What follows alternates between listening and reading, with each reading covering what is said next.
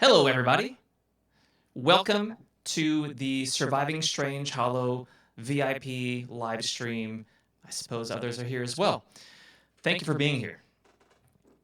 I would like to introduce our folks with us this evening. You might recognize some of them and might not others. I'm just going to go down the line. For starters, we have Bryan Steele, author. Bryan, tell us a little bit about yourself. I am Bryan CP Steele. I have been doing nerd stuff since the very early 2000s. I make miniature games, role-playing games, tabletop games, and occasionally act the fool on the internet. You can often find me at Bryan CP Steele in most places. Awesome. Thank you very much. No Next, worries. we have the legendary Ed Greenwood, author as well. Ed, please tell us a little bit about yourself. Oh dear. 59 years ago, I created something called Forgotten Realms. So this gaming thing is all my fault. Yes, I am older than dirt. And when I am not being older than dirt, I hang out in a public library and help people find books. That's my real job. Excellent. That is a worthwhile job. I am also a librarian. We maybe get that later. We also have Erin Roberts, author as well for the Surviving Strangehollow. Erin, tell us a little bit about yourself. My name's Erin Roberts. I am a writer of stories and games on the story side. I've had stories published in Clarkesworld and Asimov's and cool places like that. And I talk about writing every week on the Writing Excuses podcast with other awesome people. And on the game side of things, I've done game work for lots of cool people like Paizo and Wizards of the Coast and Ghostfire Gaming, etc., etc. And probably the coolest thing, I guess, credit-wise, is last year I was one of the Diana Jones Emerging Game Designer winners. Very cool. That's awesome. Thank you very much. Next, we have Shawn Merwin, the lead designer of the project. Shawn, got anything to give the folks out there? I am just slightly younger than Dirt, but not by much. I've been writing games, making games officially for the last 25 years, working for Wizards of the Coast, Ghostfire Gaming, Kobold Press, Modifius, I think a few others. And no one has stopped me from doing this yet, so I'm going to continue to do so. Awesome. I think a lot of people will be happy about that. Next up, we have Michael Horlick, the project manager. Mikey, tell us about yourself. Sure. So I think I've been signing all the emails that people are getting Chief Cat Herder for this, and that feels about right. So I'm one half of Accidental Cyclops, an Indianapolis-based gaming company. This is our third game, and just super excited about the team we have and the stories we're going to tell you guys that are going on in Strangehollow. It's just so freaking cool. It's so cool. Awesome. And last we have Jason Ward, who I have known since high school, and we've worked on some things together. Ward, tell us about yourself as the other half of Accidental Cyclops. Sure thing. So I have two claims to fame. Number one, I'm the chief cat that Mikey has to hurt a lot. Number two, I've known Bryan Steele for as longer than he's been doing this. So that makes me that makes me pretty cool. I am, as Mikey said, half of Accidental Cyclops. We are publishers and designers, but we're not good enough designers to do this alone. So we brought in all these awesome people plus a few more to help us make this thing awesome. And they are definitely making it awesome. And I'm Jason Piercy, your host. I also have worked with Ward before on the Real Thing project, but today I'm just going to let these folks chat and see what any questions that are in the chat in the stream. But for now, guys, what do you think about the start of this campaign? Super awesome. Like, it's just effect Yeah. from Mr. Ward. That was magic. I'm super excited about really well. Glad. Yeah, funding in less than 2 hours. Just seeing people be drawn to it. It's just great to see the response from gamers like us. Mhm. Yeah, before we got on camera and on stream, I told the guys this is not my normal thing. I'm in a hotel at Gamma right now for other stuff, and I was at a panel when we funded, and I started doing a little happy dance, and one of my coworkers leaned over and was like, "What are you doing?" I was like, "We funded," and he's like, "We have a Kickstarter going." I was like, "No, but I do."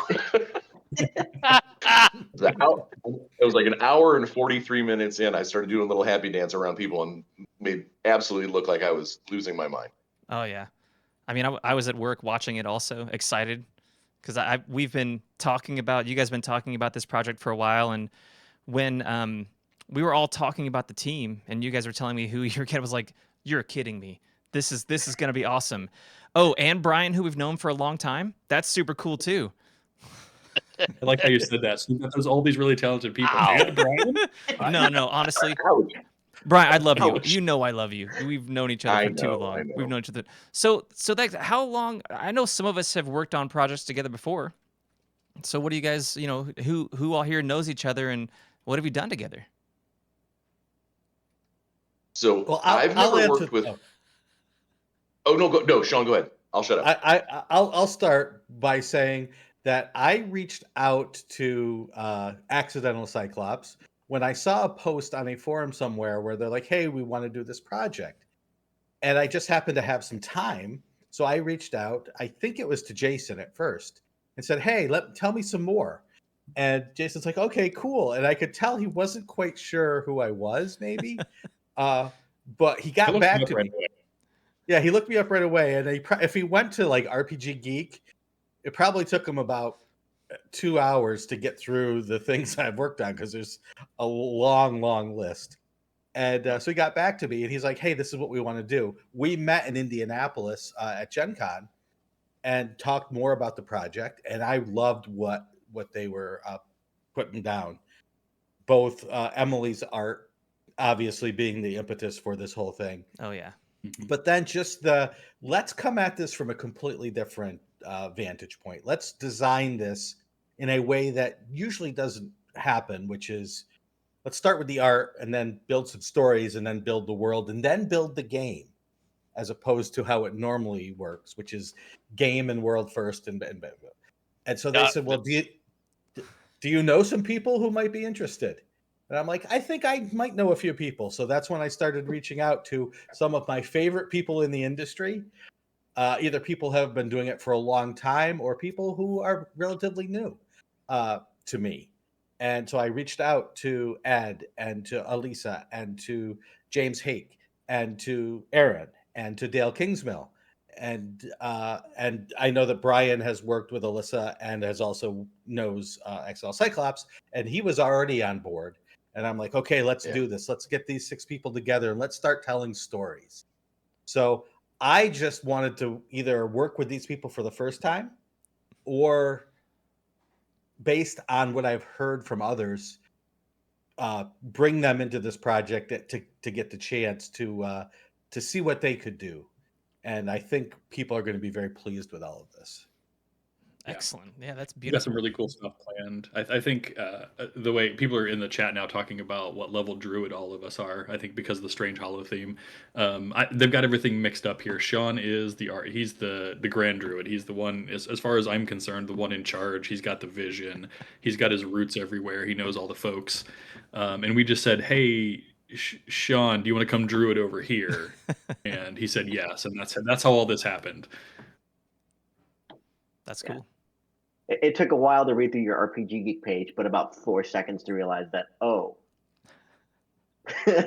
we need I to go get for Shawn. quantity, not quality. So I respectfully disagree. I disrespectfully disagree. He says, And "Good day." I'd just like to point out that yes, it's not normally done to go from art to everything else. Mhm. But if you're old enough and you remember the early days of Dragon, that's how things happened all the time. We got this piece of art. We need you to write something to go with it by tomorrow. Mhm. So the Mhm. difference is we will have time to make Strangehollow really come to life because it won't be tomorrow. be a little longer. And I'm looking forward to it because I love fantasy swamps. If you've ever been caught in a real swamp, fantasy swamps don't have that certain smell. It makes your skin and hair and all your clothing and your toenails and never goes away. So that like 4 months later, smell it again, and you go, "Oh yeah, I'm back in the swamp." Ah, yes, the bog of eternal stench. There's a creature like that. Oh, that's amazing. There is. Mhm. Yep, we've got a fun stinky creature that's involved in Strange Hollow. Jay, do you want I'm to? right here, Jason. Whoa. Jay, do you want to jump into some of these questions? We'll see if we can start answering any of them. Sure. Let's see. There are about Go up two a little serious bit, go up a little questions. bit. The rest of them are from Cody, and they don't make any sense because he's Cody.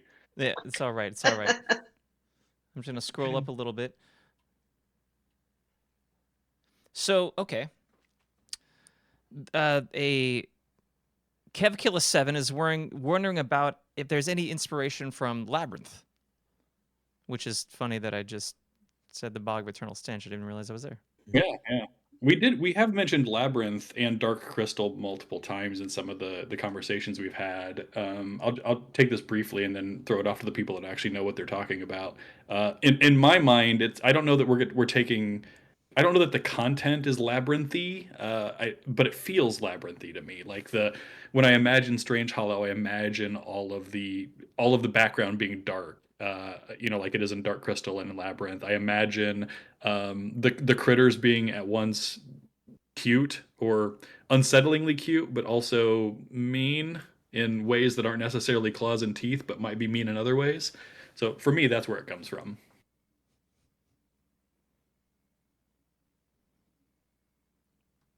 Anybody else? Oh, I was giving other people time to talk. Otherwise, I'll just sit here and run my mouth. I think that I could easily see Muppets playing in Strange Hollow. Like, I know I that could sounds easily weird, see- but like, I'd see Muppets getting eaten in Strange Hollow. which also tracks. Yeah. Yeah. And so the next book should be the Strange Hollow cookbook. Mhm. Well, we will- maybe a stretch goal. I'm just Well, saying. Yeah. I mean, Shawn, you want to jump in on that? Yeah, Yeah. we will have stories. All of the stories that we're telling that will lead to the world building, that will lead to the rules, are going to be different.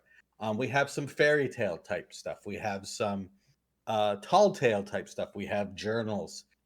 We do have some cookbooks. We do have some other types of narratives that will tell the story of Strange Hollow. So there may not be an official Strange Hollow cookbook, but if you buy the book, you will find some recipes for some strange things. Mhm. Oh, And in terms of the Muppets, there's Sesame Street, then there's the Muppet Show, then there's that one Muppet Show where Alice Cooper was on. That's the Muppet Show that we're looking at here. The one that makes the children cry when they see it, not knowing that they're going from John Denver and in his appearance on the Muppet Show to Alice Cooper in one episode, and the scary Muppets come out. I love that Muppets are episode. terrifying. Even like Bert and Ernie freak me out a bit.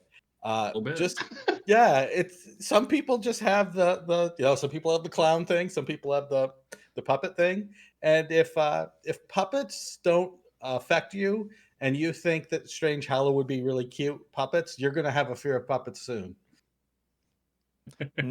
Never watch a movie Uh-oh. called The Feebles, Shawn. Just I don't will do it. definitely not. yeah. I mean, Fraggle Rock is enough out there for me. Oh yeah. So we've got Koala Quests asking something about exploration and travel. Excuse me. I'm going to clear my throat. And I think this is we've put that front and center a couple of times where we want non-combat challenges to be one of the focuses of Strange Hollow. And I'm going to unpack it from my perspective at the 37,000 foot level, where the Boeings fly. And then Shawn can tell you, a little bit about how we're imagining that from a writing perspective. For me, a lot of D&D in particular, but role-playing games in general, focus on the challenge being things that you try to conquer, creatures, people, other people, what have you. And we wanted Strange Hollow to have that. Obviously, the creatures are definitely a focus, but there's a lot around the creatures that make Strange Hollow interesting and deadly as well. So what we want to do is toy around. What we are doing, I should say, is toying around with new ways to encounter non-creature challenges in the environment, whether that's weather, whether that's things like that, or completely new things like how do we have fauna and flora that aren't necessarily fight encounters affect you? How do we do character transformation just for being in Strange Hollow for too long? What kind of challenge can that make? And there's a lot of other ideas that we're kicking around as well, and Shawn's kind of leading that charge.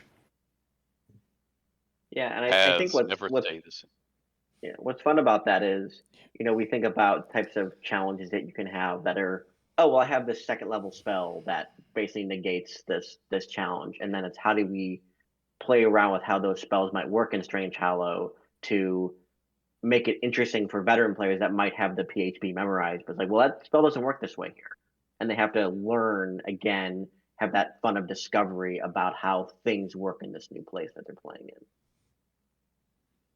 So every time you cast this sort of spell, the trail that you're on reaches a different place. Mm-hmm. Maybe. Dun, dun, dun. Yeah. Cool. What do good berries in Strange Hollow taste like? Do you really trust them to heal you every time that you're going to eat them? Right. And so those are the things that we're playing around with to make as Jason said, the non-combat challenges something both challenging but also memorable and fun to engage with, rather than just being like an on-off switch like curses often are. Oh, you're cursed. This bad thing happens. You cast remove curse. Now the bad thing stops happening. And our history of literature is so ripe with fun, dynamic, strange curses that I think D&D, as it does curses now, does a disservice to that. And so we want to create something that will serve that as a story point, both mechanically and narratively. When I got in the outlines for all of the writers' stories, I started picking out parts that seemed to flow through everyone's. And it was that transformation element, whether it's psychologically, physically, spiritually. People were changing, the characters were changing, and I thought, in a typical D&D game, do people really change that much? Do the characters really change that much? And they gain levels and they gain power, and they may change in certain ways, but they don't really change unless the player decides to change the character. So I want to play around rules wise then with how can we make it fun for the characters to change. Still have the players be in control, but not completely in control of the changes that happen to their characters. So we'll be looking at rules to do that.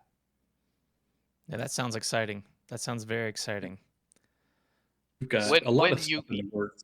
So, what did you say, Ed? When I was first talking with Shawn about this, I had this flashback to a prank in public school, grade 3. We all had to bring lunches, and because the very first time, because I'm old, this was early 1960s, they were first becoming aware that some people might be allergic to things. So the teachers started going through our lunches. And because of that, one of the parents was really pissed off. Oh, I suppose you're going to peel the banana to make sure it's really a banana inside and not a cigar. So he pre-peeled the banana, and then he wrapped it in cellophane, clear cellophane. And then, because he thought he was going to get the teacher, he went to his local craft store because we had tons of craft stores in those days. They're not around anymore. And he got 2 of those tiny googly eyes that you sew onto, and he put them on one end of the banana. And of course, the other end was the end you open. So the teacher opened the banana and looked at the kid, and then said, "Ah," and took a bite of the kid's banana.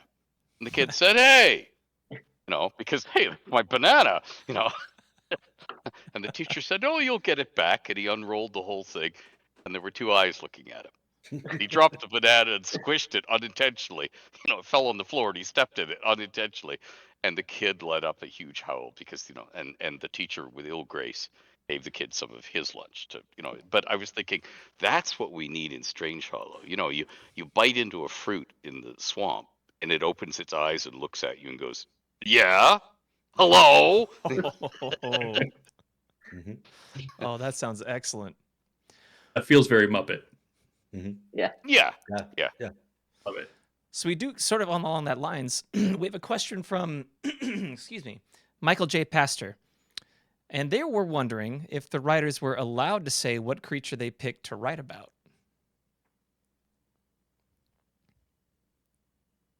They're allowed. Yeah, great. So what have you guys Is that chosen to write about? I need to grab the cord for my camera, so I'll let someone else handle the floor for like a second. Does anyone want to jump in and talk about what creature they have started writing about or are trying to work into their story, creature or creatures? Or just one they find Erin? fascinating? Any that you Well, what are some of your favorite ones? You two have worked with Emily the most. Yeah. So what monsters or what creatures have drawn your attention the most? I love I the mean- striped bravo. My favorite. It's like a tiger bear, but smart. So that's probably the most frightening thing I could ever think of. But also, I want to give it a big hug, which is kind of the nature of Strangehollow at this point. I want to give it all a big hug, but it's also going to kill me while I'm doing that. But I like the striped bravo a lot. It reminds me a little bit of a combination between a Cheshire cat and a blender. Yeah. Bryan, I love what you're doing with your monsters. So My favorite is there's no question. It's the Snackle Dragon. It's this poison arrow frog looking dragon thing that apparently I was talking to Emily. It's not even one of her favorites. It's kind of like a mid-tier critter for her, and I was like, it's my favorite thing ever. It's this little poison slimy dragon thing, and I tied it into my main character for Strangehollow. So I adore the. What's up?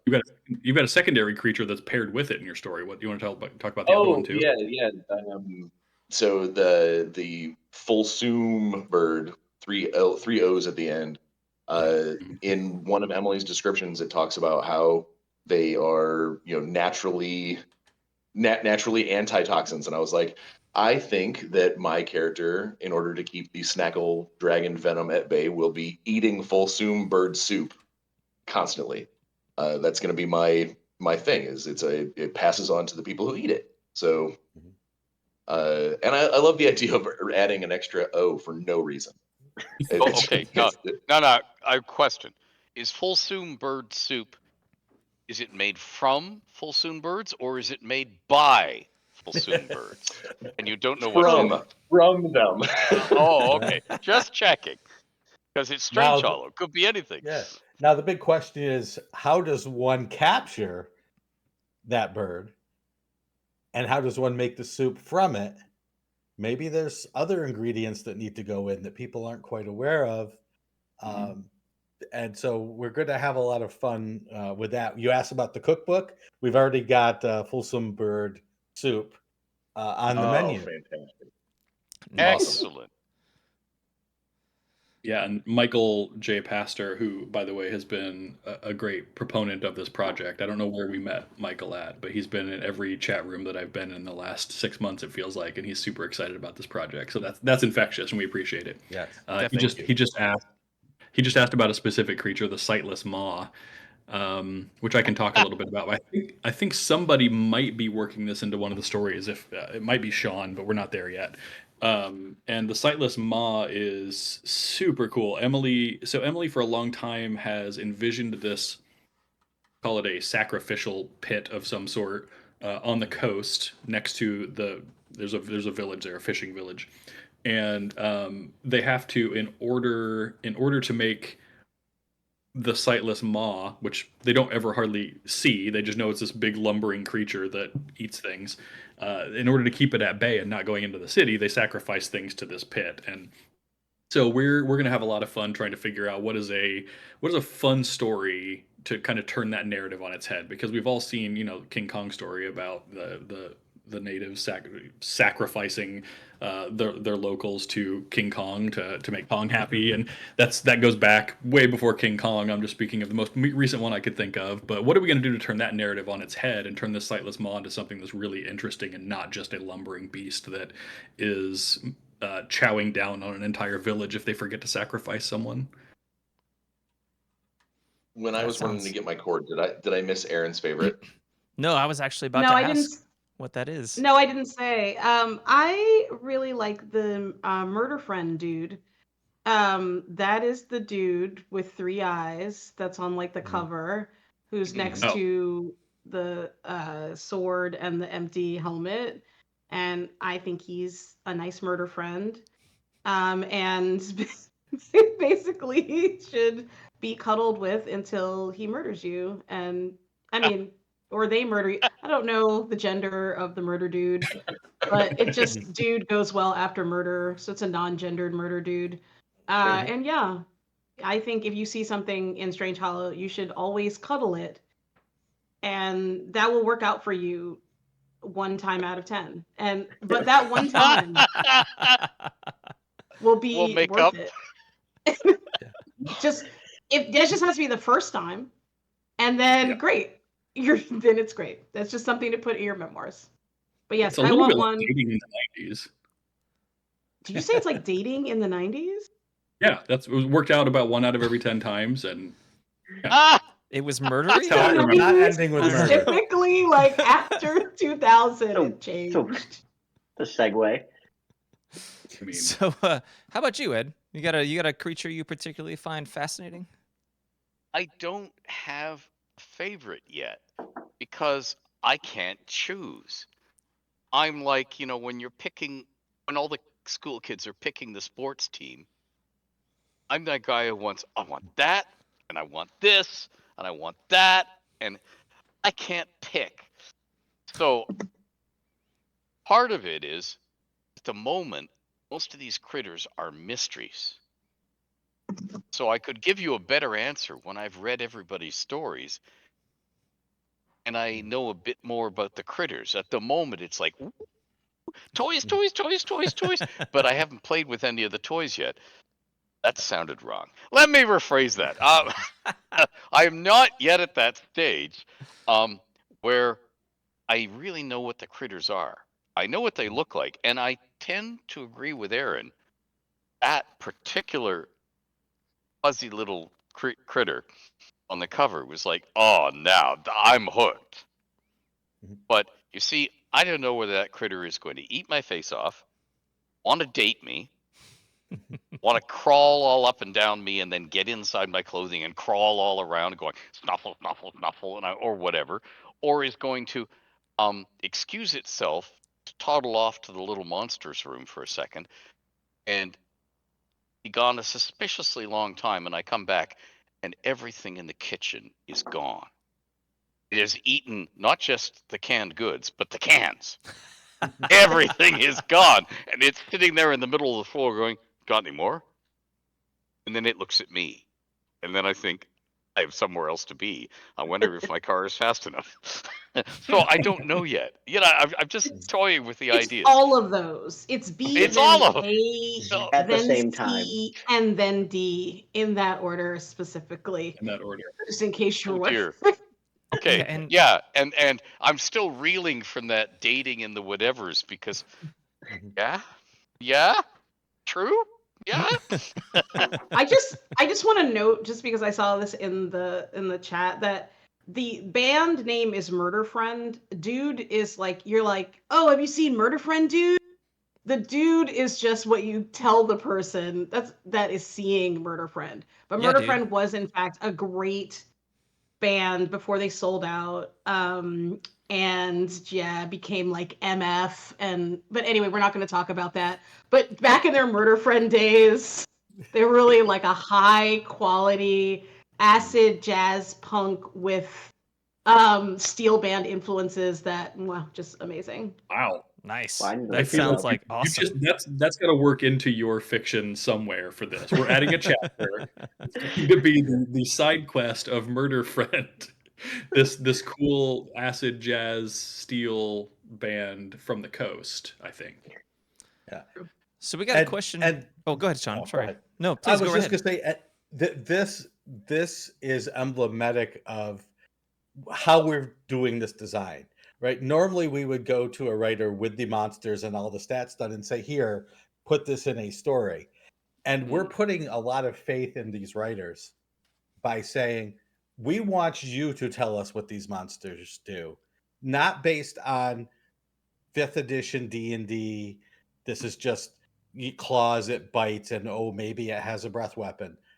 What cool things in a story that you write or that you would want to read would this monster do?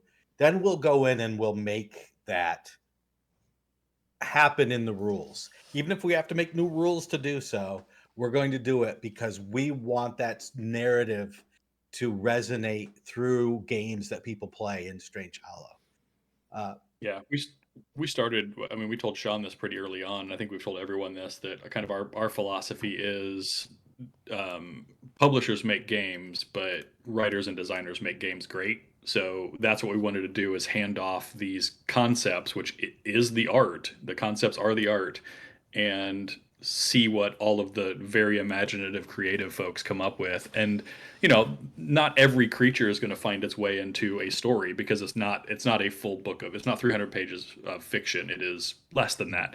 It is some rules and stuff in there too, right? But we're going to try to pull as many of the creature stat blocks and ideas out of that fiction as we can, and that's been the concept all along. And where we're at in the process is we have some stuff written in terms of design. We're intentionally, the writers are not seeing that stuff. And if they do something that's better and cooler, and we're going to change our stat blocks to match that. And we have a bunch of stuff that we haven't created any rules for. And the writers are creating those things as part of the fiction, which Shawn and Dan Dillon and the rest of us are going to take. Whoever's going to be part of the design team at the end, and everyone's invited. Everyone in video right now is invited. Not every chat, to be clear. Oh no. Everyone's invited to be part of that and help us flesh out those final stat blocks and those final abilities and those layers and those legendary actions and all the other cool stuff we're going to invent that D&D doesn't even know exists yet.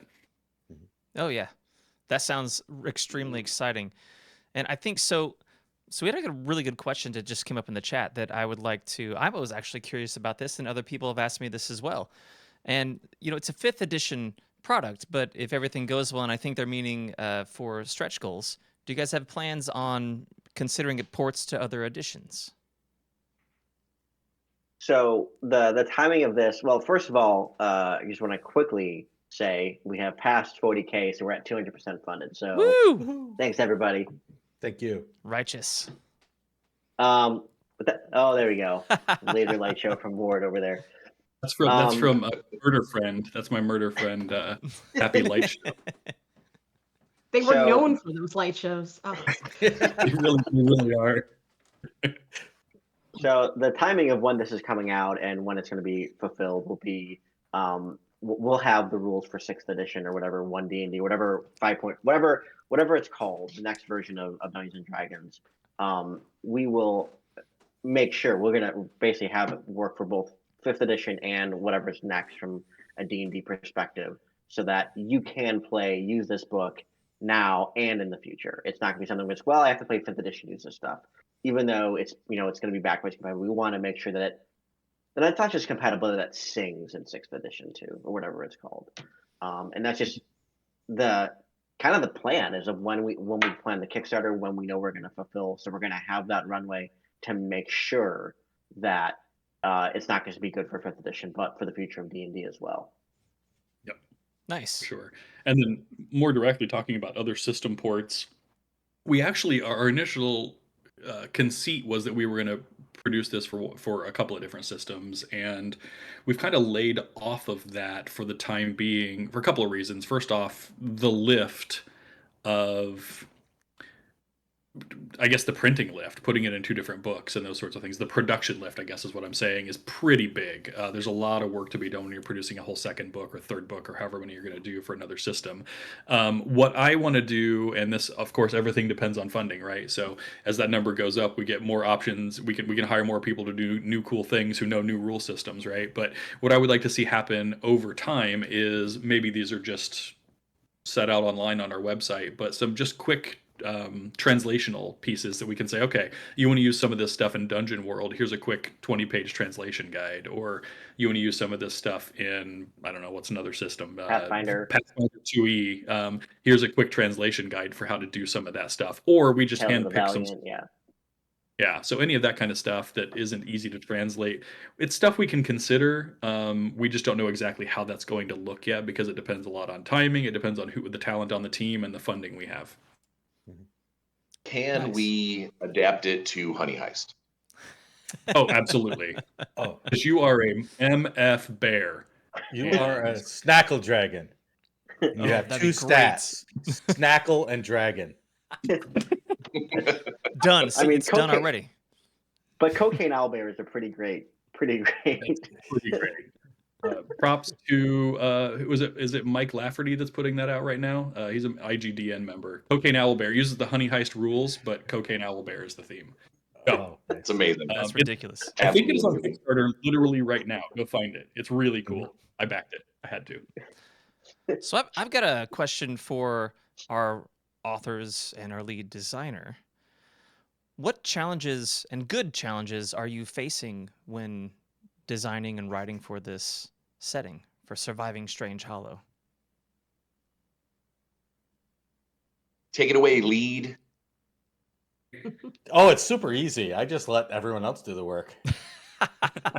That's what lead designer means, right? I think so. Sure. And for me, one of the things, like in the early days of the industry, you're always on your own because nothing else has been built. And as you go on and on and on, decade after decade after decade, you learn how to work in a team. And then at the beginning of this project, it's like, okay, so what is everybody else doing? Well, you can't see that yet. Damn, I'm isolated again. And although I like it because it means you're coming up with your own cool stuff, which is, Shawn's going, okay, what's he going to come up with? It's like, I've been trained to sort of read hints and clues off people. So in the same way that I would much rather meet with someone in person so I can read their face and their intonations rather than just do the email thing where, sometimes you can even miss sarcasm, because it's all, I can't read anything. You're back isolated again. So although it's cool, there's a bit of me that says, okay, show me the map. Okay. So what's so-and-so doing? What is a frumious bandersnatch in Strangehollow terms? Okay, so now I can play off of that because I'm used to working in a team and building something that doesn't conflict with somebody. And now it's back. Ooh, you took away my comfort level. Okay, then. Yeah.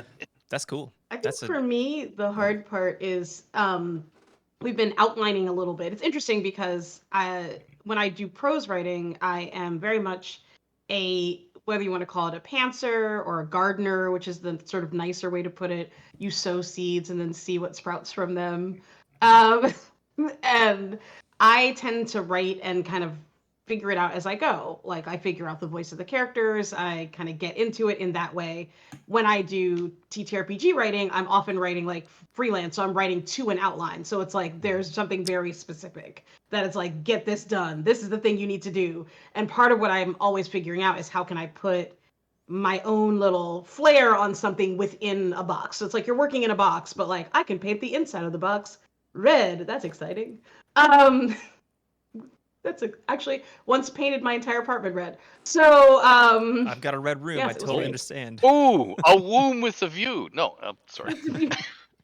Great for don't know that I thought of it that was square, which I don't know, I'm not an all right. anatomy expert, Okay. Maybe that's how it works. feel like Oh, that's okay. not the way. But anyway. But Honestly, like don't doing recall. this is interesting because it's like a little bit of both. So like, early on they're like, "Oh, come up with an outline." And I was like, "Yeah, sure. Here's some stuff." But now that I'm, writing with that outline, I'm like, "I don't know. Like, what did I even say? Why did I say that?"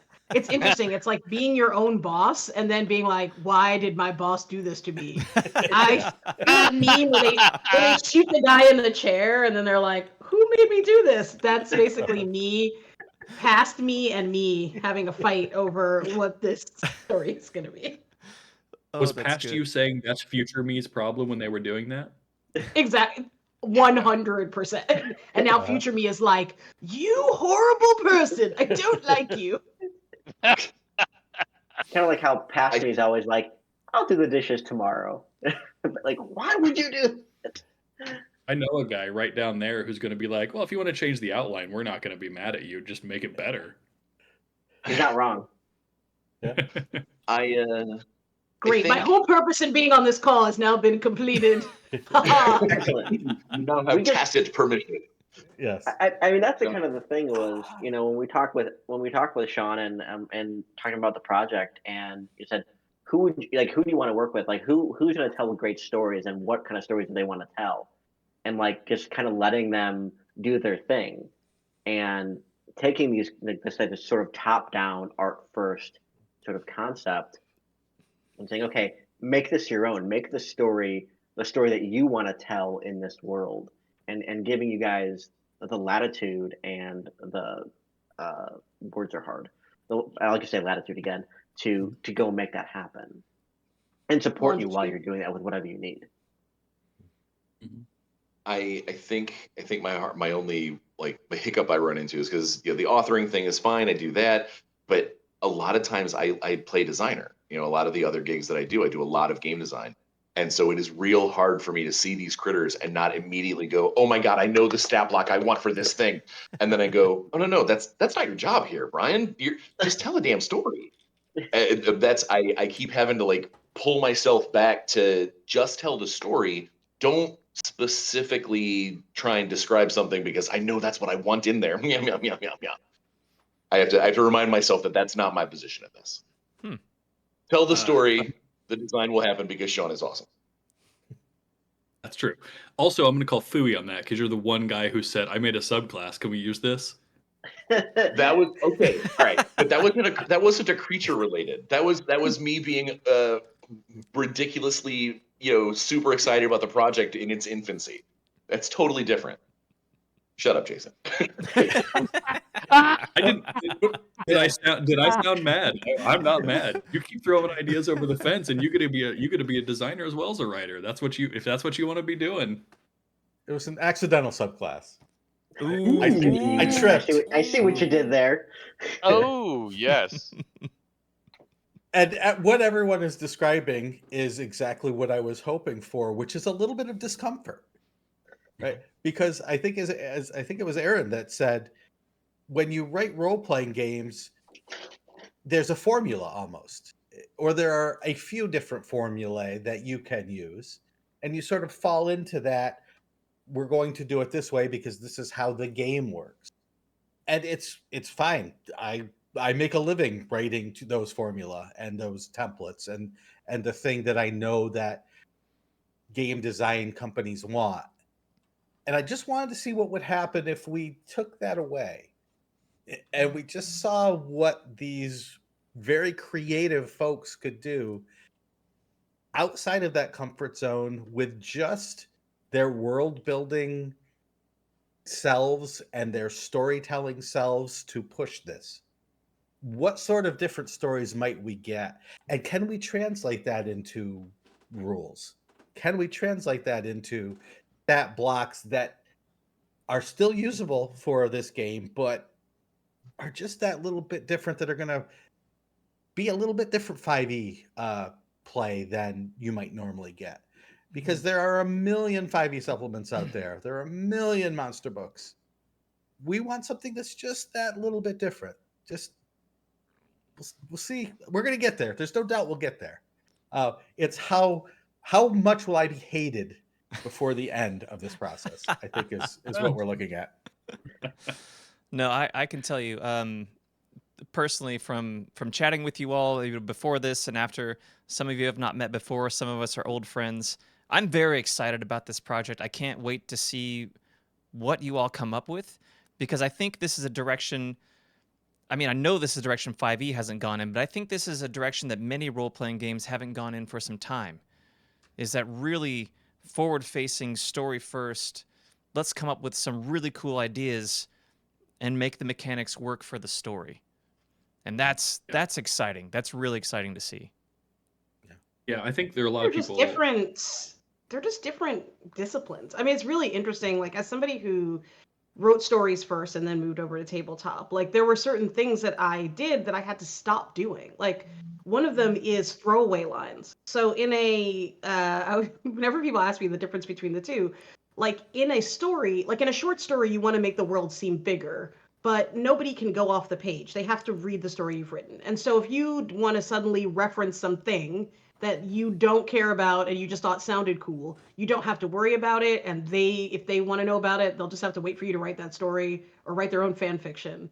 But in a game, people will actually go, oh, my players are going to want to go there. If you drop random things that are interesting, you do have to like follow up on them or figure out how they would work, because otherwise it just feels like you pulled a fast one over on a poor DM who's like, why did you mention this amazing thing? And then you told me nothing about this honey heist, but you just mentioned that it was the 5th honey heist that month. I'm going to want to know more about that, because my players are going to want to know if they are an MFing bear. And so, like, thinking about it, but I think one of the things you lose is that sometimes some of the best random ideas come from those throwaways that you put in a story, and then when you go back and look at the story, you go, oh wow, actually I do want to explore that more, because I had a chance to put it on the page, let it rest, think about it, and come back to it. But when you're writing for games, you may have to cut it out before you can get to it, and so sometimes those things get lost, or they get sent up to the farm to live with all the other ideas, not killed, sent with your puppy, just like your mom said.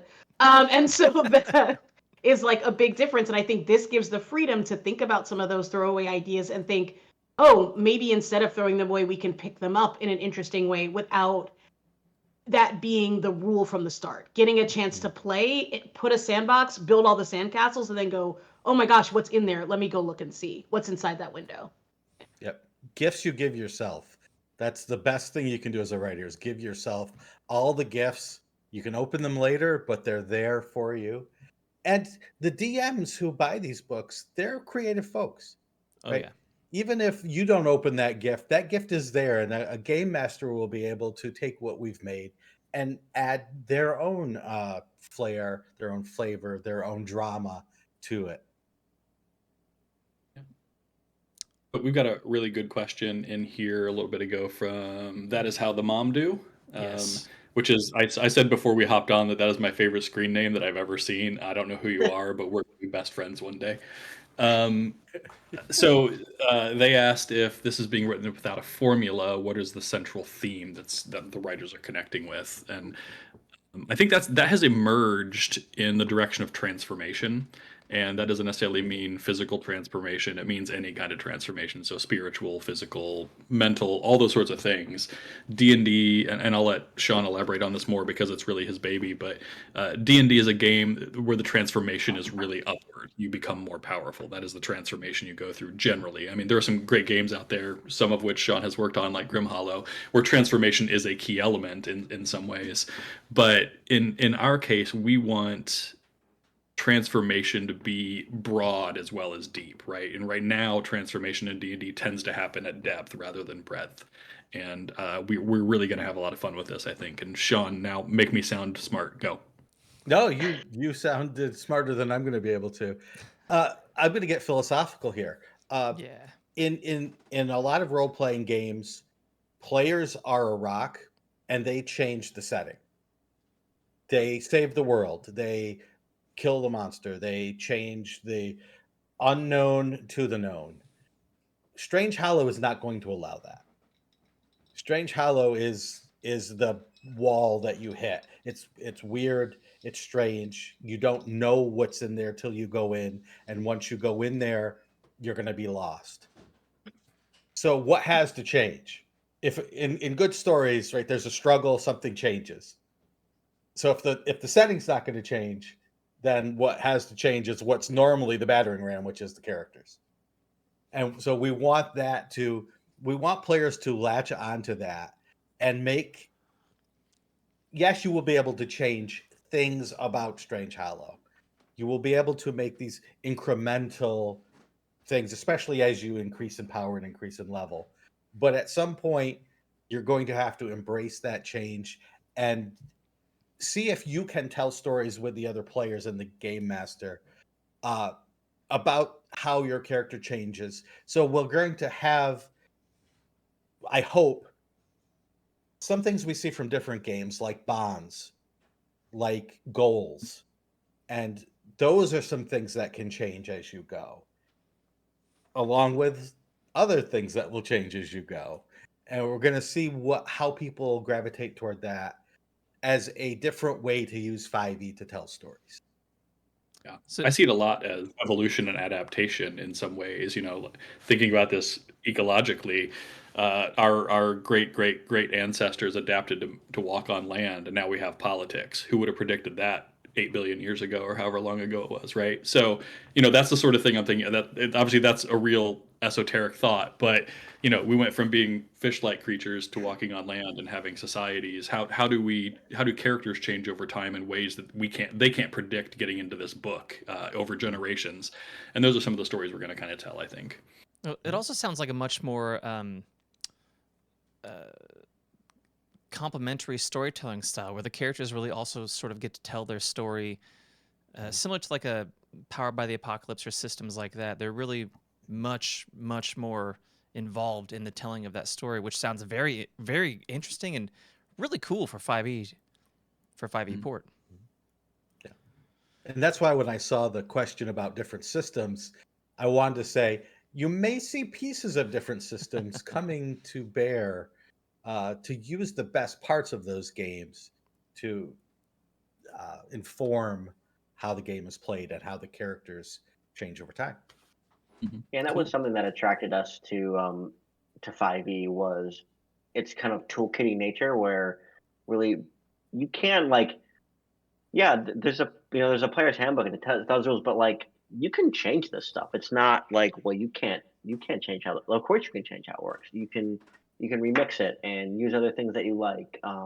Like you mentioned Dungeon World. Like I think bonds in Dungeon World and systems like that are really, really cool and inform role playing well, and kind of want to see what we can do to leverage that in a D&D setting with backgrounds and things like that to help players, give players cues for their characters to assist in role play, so that can be super fun at the table. Because the story where you hit a 20, you rolled 20, hit the dragon was cool. But the story where you did something awesome or did something in character that's not like you as a person, but that is something your character did that sticks with you, and those are the fun stories that I want to be a part of, and I wanted to help other players tell at their tables.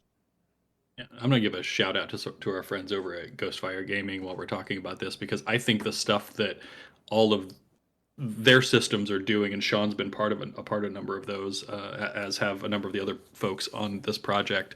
But the transformation stuff they're doing, the faction system, some of the stuff they're rolling into some of those games, really interesting stuff, and stuff that we're definitely gonna cheat off of in some way, I am sure. Because there are great independent publishers out there breaking D&D in ways that allows D&D to grow. You're breaking down those muscles so that D&D can grow and be something better, like it's been doing for 50 years. It's been breaking and getting better and different. And depending on who you are, you might like the version that had smaller muscles as opposed to the one that has bigger muscles. You like the bigger brain rather than the smaller brain. You get to move those stats around, but there is a version of D&D over the last 50 years that is what you want it to be, or close enough that you can tweak it like what we're doing to make it really, really great for yourself. And I see some beauty in this to where, many of us have been GMs and probably the eternal GM at their table for a while, right? And some of us have had the opportunity to play. And what I really like to see, and I see it in this, is that ability for change to happen and for people to jump in and tell their own stories. And I know the GMs are going to grab this and do their own thing with it. I've never been at a table where a GM doesn't do something not quite like the books, not, dead to the rules. There's always a little something they change to make it their own style, their own way. And I think that's a beautiful thing. I think that's something that is at the heart of every GM. I love to see it. So we had a great question from Michael J. Pastor. They wondered, how has Emily handled handing over her babies to you guys to work with? Glad that was brought up. So- We're going to do another sometime during the campaign, and Emily will be on it. We just could not schedule an evening one because she is 5 hours different than we are, and she is long in bed at this point in time. I was very fortunate to get to do a nice chat with Emily for my YouTube show, and she is over the moon with the stuff that we're able to do with her critters. She's the couple of like fiction excerpts. That's a word I can never say right. Chunks of fiction that she's seen already. There it is. She's already loving what she's seen. And just the couple of things that we chatted about. She told me one of her favorite monsters, and she's excited about. And I immediately ran to our Excel document and put my name on it. But like, there's she's really, really excited. I know I would be a little panicky. I would be like, these are, like you said, these are her babies, and we're about ready to turn some of them upside down and be like, yeah, no, this one's the murder friend. This one plays the theremin in Murder Friend, and I can't wait for her to see what we can do. And she's such an awesome person and super talented, and I can only hope that we do it justice, not just for the gamers, but also for her. So I know that Jason and Mikey have talked with Emily extensively. Have the rest of you had a chance to chat with Emily as well? To an extent? Not yet. Yeah. I barely have time. I get 3 hours of sleep a night. I'm trying to do all these projects. Yeah. I haven't had time. I Yeah. completely But- understand that. I have been in Emily's shoes because the realms predated D&D. It was a story world. For me, starting as a 5-year-old boy, so you can imagine some of the fiction was really bad. Me to write fiction. And the games came along later, and then I had to sort of say, yeah, if I say yes, I'm handing my baby to the world. And they told me right up front, it will change. Because we've got these Desert of Desolation modules with these pyramids, and we want to sink your moonshays and put the Elvian setting in its place. And I said, okay. It's sort of like all these people are going to move into my house, and the first thing they're going to do is start renovating all the rooms, and I won't be able to find a bathroom. Damn. But once you cross that bridge, I have to tell you, you think it's like I'm gonna put a blindfold on and I'm gonna walk across a busy road. I'm gonna get knocked over. I'm gonna get flattened. But if you don't, you go, this is so cool. This is so cool because your world comes alive. When you're the sole creator, you know where everything is in your world because you put it there. If somebody asks a question like we're getting in chat, you think of an answer and you write it down, and then it becomes part of your world. But the world comes alive in a completely different way when you're getting blindsided and surprised because all these creators are cooking in all the different rooms, and you're going, what's that smell? I would never have made anything like what is that? So yeah. I hope, as you just said, I hope we were going to do it justice.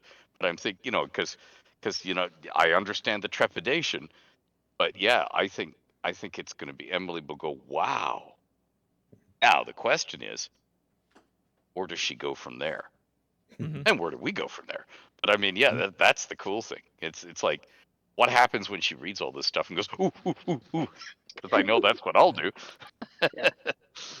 In a way, we are already trained in that sort of milieu because we make role playing games, which are taken by DMs, game masters, and then taken by players. So we're writing twice removed from the final audience in a lot of ways. Whereas Emily is used to creating art. I'm not going to step in Emily's shoes because I shouldn't do that. But she creates a thing, and it is the thing, and so I think it's probably been a learning experience for her, just like it is for us. When I've talked to her, I've learned so much more about art than I ever thought I would. And she's learning about role playing game design more than she probably thought she ever would.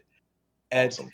I think she trusts us. I think she trusts that we, like her, are creative folks who want the best for what this place will be. And so there will be times when she'll say, that's not what I envisioned for this. And if we can accommodate that, then we will definitely accommodate that because this is her vision. These creatures are her babies in that sense, and we want to take very good care of them. But we also are serving that audience that needs tools to make their stories.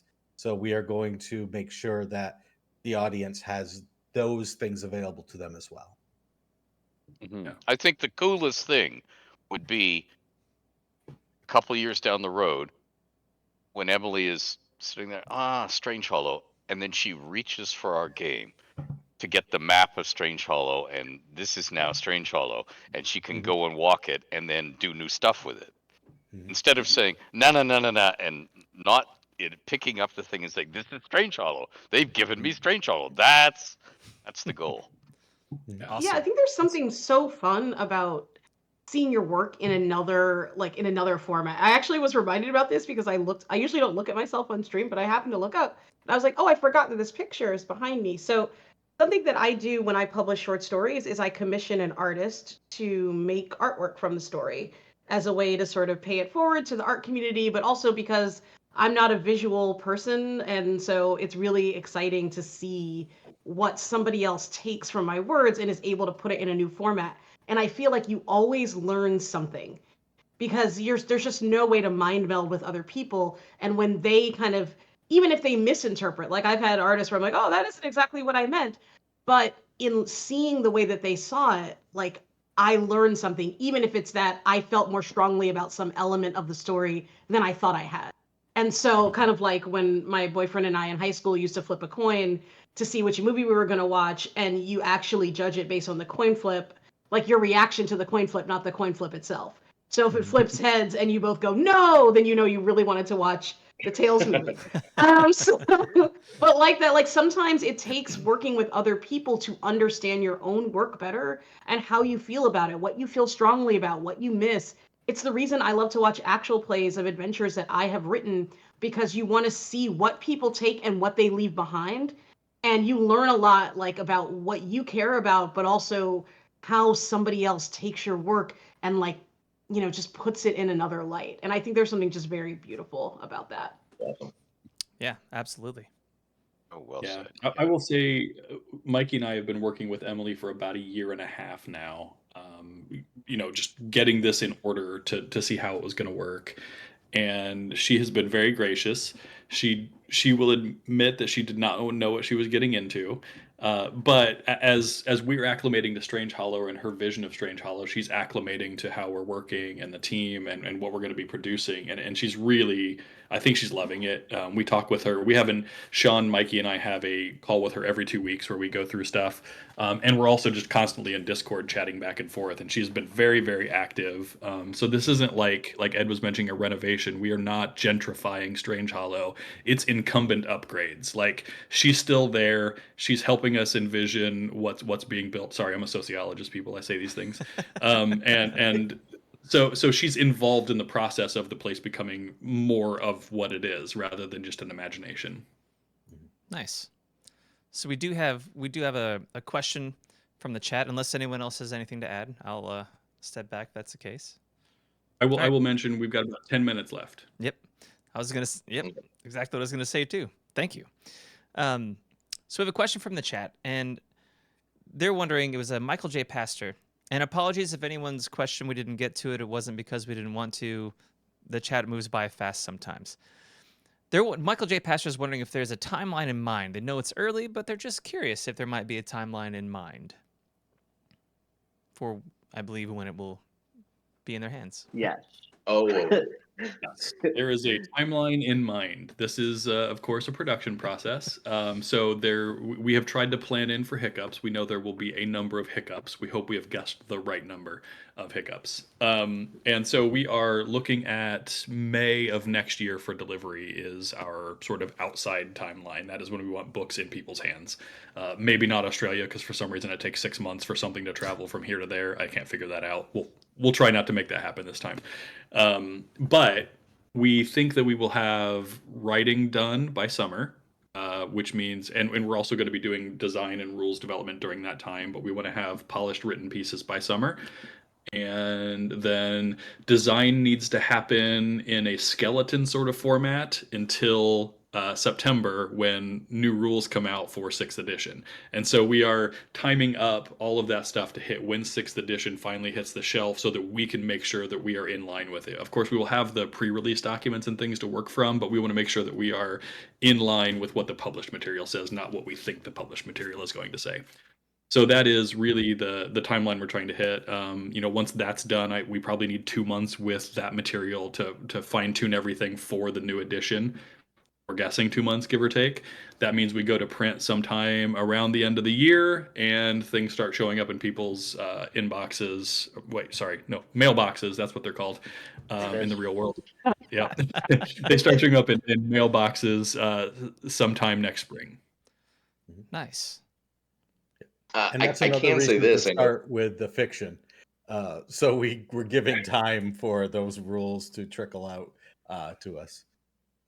I can say this: if as long as nobody in this as a VIP special launching day thing, that if no one in this chat is against it, I still have to put together my guest special spots for my Gamehole events, and I would love to do a Strangehollow game or two, and that's not until October. So if you guys are amenable, I have no problem telling people that I'll cook up a couple of events, and I'll run some Strangehollow as a guest at Gamehole. Awesome. And we're going to try to do that at several conventions this year. We're going to GaryCon in 2 weeks. By the way, anybody going to be at GaryCon, come say hi to us. We'll be around. Yeah, we know Ed will be there. So will Shawn and Bryan. Yep. So we'll at least have that group here. I think we're going to try to be present at a lot of conventions this year, particularly once we get the playtest stuff ready to go, so we can be running it at those conventions and getting feedback. It's going to be super important. Obviously, we'll be releasing playtest materials to those who have qualified to get playtest materials. We call them VIPs. There was some special process. Hopefully, you all made it in. If not, send me a letter. I'll figure something out. Yeah, if you're in this chat, we'll figure out materials. Yeah, in my inbox. So we're going to get obviously feedback from everybody in the community and try to get that out into the world and iterate from that perspective. But being there running the games ourselves is sometimes more valuable than getting, it's kind of the quality versus the quantity method. We need both. Yeah, because what I look for when I run those games, we ran a couple games at Gen Con, is do players connect with the setting? Do they find it fun? It's always, now we can the classes and the subclasses, and there's playtesting and tweaking and making sure that things are sort of within the bounds of what the class can do, and not breaking sort of the unwritten rules, or the written rules, kind of a thing. But like, does this subclass, or does this class, or does this rule, is it fun, interesting to a player that they want to play that? Like, that to me is the most interesting thing. Like, yeah, this thing could be super powerful, but if it's not interesting, like, I would, as a designer, I would think that I failed because that player is not interested in that thing. That's what I sort of key on when I'm running games or running playtests. Is, was it fun? Yeah. I totally get that. And we've got a lot of folks in here asking about, playtests online and whatnot, and I'm certain that information will come out as everything develops. So as And we're you see, closing here, or go ahead. J. Cody Pittman just posted in there, Pike Master was lit. So for those of you that don't know, and I was making fun of Cody earlier, he's in Indianapolis with us, and he plays in our local group with Mikey and me. So he's seen some very early, not at all accurate versions of some of these things. Probably will not make the final cut in the version he's played, but he loved it. Hey, Cody, if you're out there listening, the Pike Master is changing over to a fisherman class, and it's because of you. It's a pole arm. Oh. So for those of us, we just you lost 72 backers. I got a How's clap that? for Bryan and a handshake from Erin. I feel like I have won. I think one of the subclasses they can get, they level up, is called the Sturgeon General. Is that right? Yeah. Oh. All right. So before we lose And all the the backers, famous ending. No, I'm kidding. So is there anything any of you would like to say to the VIP guests before we're off here? And I'll give everyone their time and their chance to let them know something or tell them whatever they'd like. Yeah, you just call on people, Piercy. Sure. Bryan. I think for everybody listening, thank you so much for A, being part of the chat, and B, being part of this whole project. This is doing what we do is it's a dream. I almost just rhymed. It's a dream come true. Like we love what we do. We make games. We make people happier. Just even if it's just for a couple hours out of their regular existence, and we can only do that because of you guys. So thank you, VIPs. Thank you, other viewers and gamers and backers and everybody in between. Mikey. Yeah, I mean, way to take all the awesome stuff, Bryan. Good job. You've done this lots of times before. Just one thing that I think, a thread that I know Shawn has talked about and Erin's talked about, and Ed, and Bryan, all the people that are professional game designers and writers, and I kind of want to just kind of the thread that I see on this is, a lot of the times when we think about these heroic characters and think about, let's say Frodo, Lord of the Rings and stuff like that, they don't just win every battle and get better every time. Like, they go through struggles and they go through challenges and they come through change.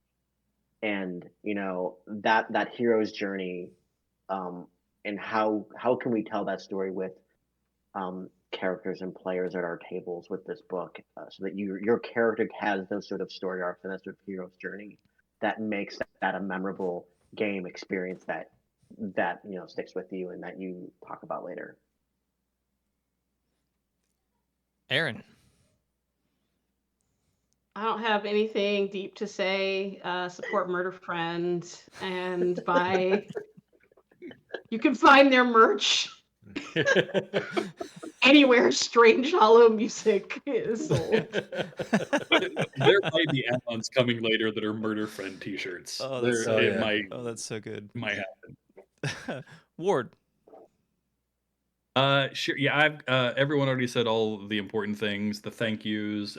We are blessed, if that's a thing for you. Lucky. We'll go with lucky. We are fortunate and lucky to be doing this work, and to have these folks doing it with us. This great team of writers, even the ones that aren't here. The best ones are here. Don't tell the others I said that. The other ones are also good though. And we're just super lucky to have everyone here working on the project with us. And I love you. That is how the mom do. Shawn, any parting words of wisdom or joyful exuberance?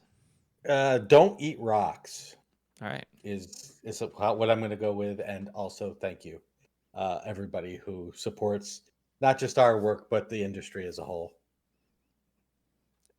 Ed. All the thank yous have been said, and I just want to say to Emily, I know, hopefully happily in bed right now, I hope we treat your baby well. I hope you like what we do. And to all of you who are supporting this, all of the backers and all the people who come across it later, if Emily likes what we did, then you have had a ringside seat or a creative process that is different. And although it may be secretive to you, outsiders, at the moment, you will begin to see how a world was built by a whole bunch of people working together, using a world that already exists because of one creative. So it will be a unique way, and perhaps you'll be inspired to do it yourselves. Wah! Play more games. Read more Beautiful. books. Beautiful. Well, thank you all so much for joining us tonight and being here chatting with the VIPs and other guests who've joined us. Thank you all to the VIPs for being on, and we hope that all of you have an excellent evening. Go tell people about the project. I know you've already backed it. We can't wait to see how far this goes. Take care, everyone. Have a great evening. Peace out.